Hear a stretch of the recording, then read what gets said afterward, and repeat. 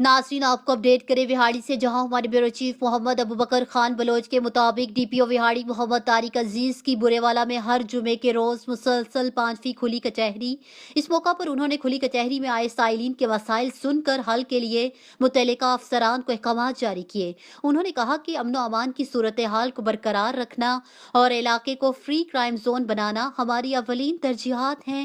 DPO Vehari Mohammad Tariq अजीज ने कहा कि शहरियों को उनकी दहलीज पर इंसाफ फराहम करना हमारा मिशन है। उन्होंने कहा कि मसाइल के हल के लिए हमारे दरवाजे हमेशा खुले हैं, जबकि खुली कचहरी के दौरान एसडीपीओ बुरेवाला फरहत रसूल और सर्कल बुरेवाला के एसएचओज भी मौजूद थे।